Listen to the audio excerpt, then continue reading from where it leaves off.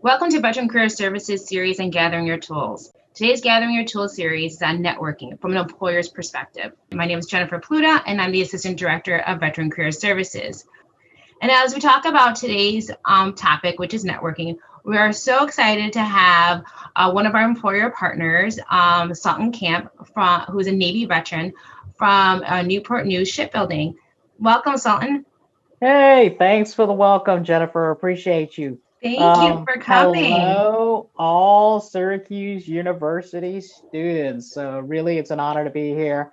For those of you fellow veterans and military-connected families and family members, fellow veteran myself. So this is my first decade on this side of the uniform, and I've got the pleasure, as Jennifer said, leading all of our veterans and military spouse hiring efforts at I always call it a small company of about 24,000 employees down here in Newport News, Virginia. The only folks on the planet that build nuclear powered aircraft carriers for the United States Navy, and one of the two US companies that design and build nuclear powered submarines. Well, I really appreciate it. And, as Sultan says, he comes with all this experience. And we're just so lucky to have him here today to be able to tell us a little bit more about networking. And so, I have a new student here. He transitions on into Syracuse University. Where did they get started on networking? Gotcha. So there's a really popular saying out there: if you're not networking, you're not working. When we go ahead and we make the decision to utilize our post 9/11 GI Bill benefits, we think, okay, well, hey, I'm going to go back to school. I'm going to get a degree, and once I get that degree, off to the races. Once I graduate, I literally suggest that you start having a 4-year plan. And the sooner you start, the less pressure that you put on yourself. So what do? You're a freshman, you just started the school. One of the key things that you really want to focus in on is which companies out there actually hire your major. And this is really crucial because you want to find out earlier than later what the market is for that particular major. So the way that you do that is use it similar to your smartphone. Well, LinkedIn in particular has 500 million plus professionals. Put in the name of your major in the search bar and your school, and now you can see all the Syracuse alum with that degree. Where are they working? What companies are they working for? So that allows you to get a target list of companies. It's a whole lot easier to boil a cup of water than it is to try to boil the ocean. So you should have, once you start school, a target list of ideally between 10 to 15 companies that hire people like you. So once you've got that list, the rest of it is pretty easy because now you've got a target list of companies, a target list of positions, and now you start building upon that. You start researching those companies. Do they offer internships? What resources do they have for somebody like you? You know they've hired people like you before because you see their profiles on LinkedIn. Which brings me to the second stage. Mm-hmm. The further out that you start networking, the less pressure, because now you've got a genuine interest in that company and what they do.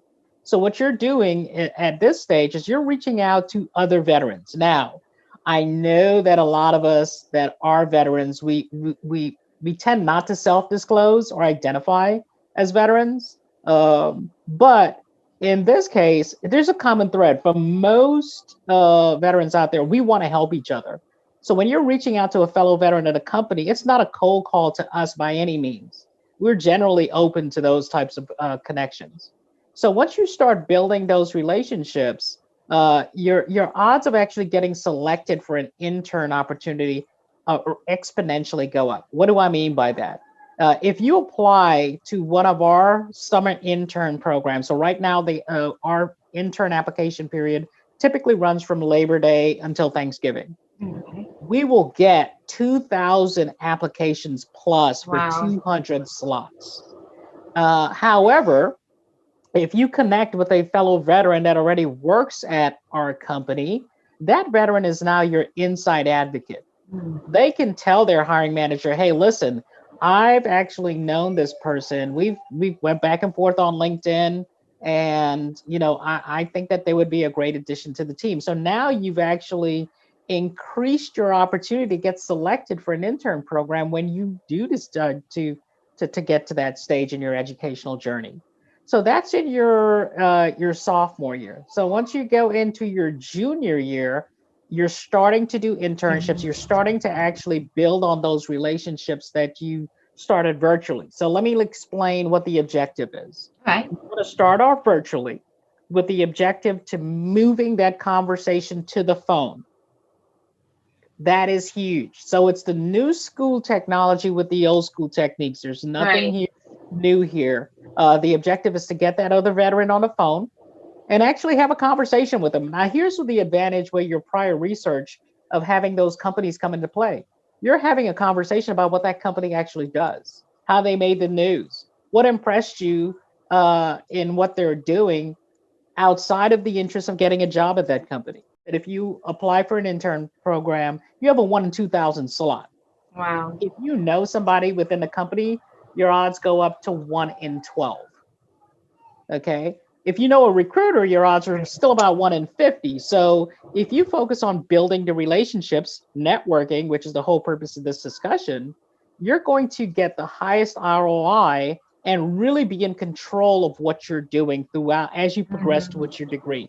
Now, in your senior year, you're really focusing and building on these relationships. Don't be afraid to ask who the hiring managers are. Hey, Sultan, who typically does the hiring for this type of position? I'll tell you, well, maybe a director does, or maybe your senior manager does. Now you start looking for those folks on LinkedIn who you may share a common connection to, or you can reach out to your connections directly. Say, hey, Sultan, I see that you know Jennifer. She's one of the senior managers over there at Syracuse University. Can you introduce me to her, or can you introduce me to someone who knows her? So now you're one step closer. Here's the great news, Jennifer. If you know a hiring manager, your odds go from 1 in 12 to 1 in 5. Wow. So just rule of thumb, if you've had 5 conversations with 5 different hiring managers, you have a definite probable job as a result of that, which is huge because as we know, unemployment is up there. So you have to do something that's radically different than the other, umpteen million people looking for a job that are fresh grads. You provide this advice, and you have all these years of experiences. Tell me, what are some common mistakes that student veterans, like specifically student veterans, are making? So one of the biggest mistakes is that we procrastinate. 90% of the folks that I present to, only 10% of those folks are going to actually follow up. So one of the biggest mistakes that I see, Jennifer, is follow up, lack of. The other big mistake is they go for the ask too quickly. Remember that the first word, if we're talking about networking in a social age of social media, is the word social. So I generally suggest, and this isn't for me, there's a great guy out there that, crushes the social media piece called Gary Vaynerchuk. He goes by Gary V. And Gary has a concept called jab, jab, jab, right hook, which means that you typically touch at least 7 times before you ever ask for anything. So what does that mean? Remember, I told you the earlier you start, the better. Right. So you start off, you and I connect on LinkedIn. You like something that I shared on LinkedIn. You commented on a post. You reach out. You say, hey, saw that Newport News made the news and doing this. So you've done this over the course of time. And you could do this not only with an individual, but actually with a company brand. If they have a Facebook page, if they have a Twitter account, if they're on TikTok, where a lot of they're trying to try to get engagement on that channel. Sure. So one of the 2 biggest mistakes, lack of follow-up, and then going for the ask too soon, not taking the time to build those relationships. I love it. I love the advice about just, being thoughtful about the process, right? And, I think the procrastination, 100%, guilty, so I think that that's definitely something. And I think too, veterans sometimes, underestimate their value. So I want you to transition for one quick second here. So you got the job, you took all Sultan's advice, you landed the dream opportunity. So where you have these connections now, right? Like, what do you do about maintaining them, or do you maintain them? Do you keep connecting? Do you keep building them out? Like, where do you go once you get the job? Gotcha. So I always say that, one thing that I've been really blessed with, Jennifer, is that this is my 11th year dating myself on this side of the uniform. I applied for my first job, and every job since then I've been recruited into. So to your point, if you just keep adding value to your network and increasing your network, both are equally important. Okay, you should have a very broad network and a wide network, but that network should also be deep, i.e., they're not just LinkedIn connections. They see value in the relationship that you create, whether it's posting content that's relevant or lending expertise or just helping people out. Hey, Jennifer, you know what? Here's somebody I think you should meet. So just keeping those connections warm, somebody is going to reach out to you and say, hey, listen, I Right. know that you're at this company doing this, but I've got an opportunity that I want you to take a look at over here. I love that idea about keeping your contacts and connections warm. I think some people, don't they start valuing those connections when they need something, right? Rather than nurturing them as they go and like just like a plant, gotta water it, maintain it, you gotta give it some sun, you gotta get some fresh soil. So it needs to be gardened and attended to.